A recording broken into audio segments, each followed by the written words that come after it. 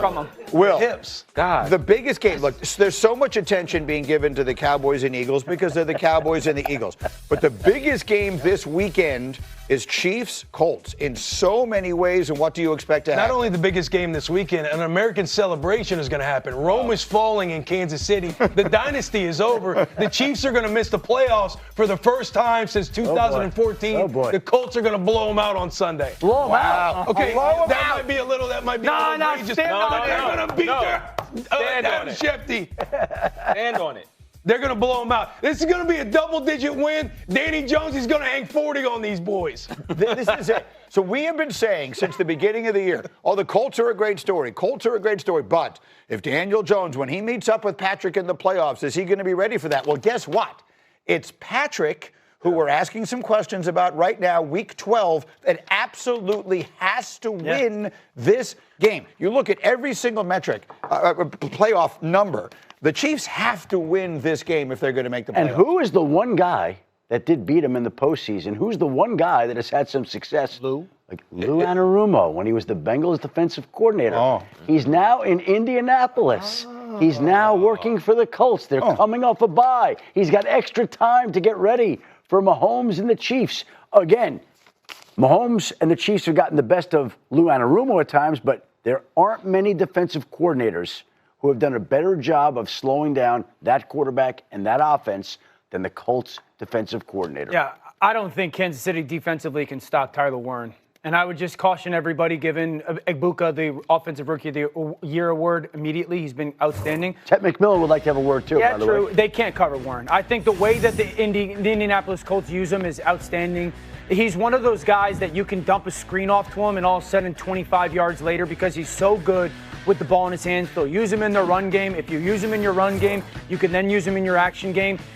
Players over plays, moments. You can throw him balls with the contested catch, his ability to just make strong catches. I think you got to match up with him, size, physicality, ball skills. You can give it to him short, and he could just be physically more dominant than other people. And then down the field, this is where I think Kansas City is going to struggle. You play against Kansas City, throwing to the tight end. Teams this year are 44 for 52 throwing to their tight end against Kansas City's defense. This young man is a special talent. Think of Dalton Kincaid and what he did a couple weeks ago against this Kansas City defense. I think Tyler Warren has a massive day and leads the Colts to a win as well. Let me put a number to this, Cindy, if we could see C27. I mean, the Chiefs, I told you the other day, they have to win out in order to assure themselves of a playoff spot. Otherwise, they will need some help.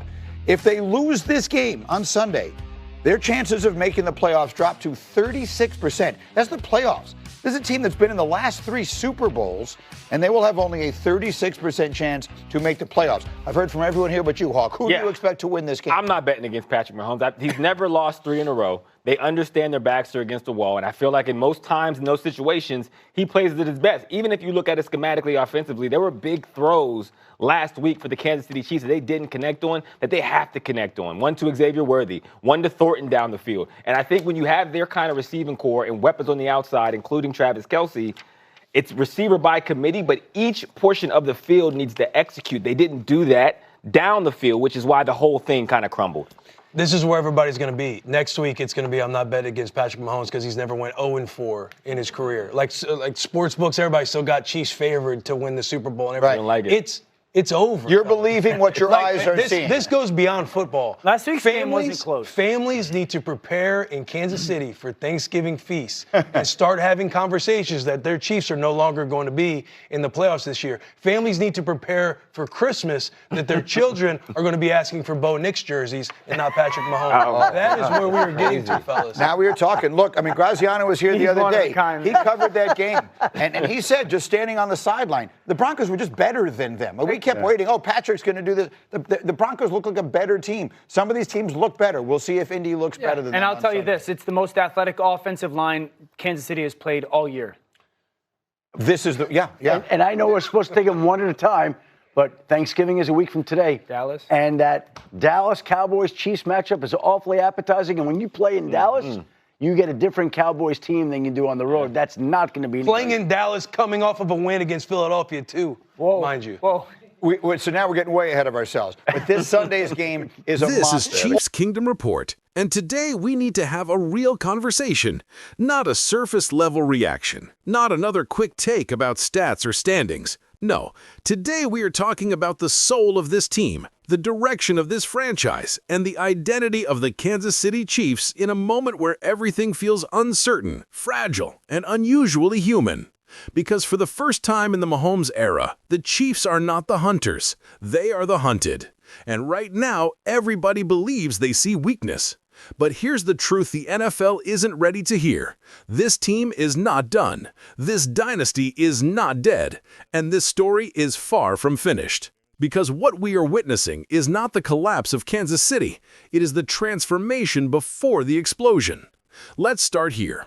Pressure has never touched the Chiefs like it does right now. Every route is contested. Every throw feels heavier.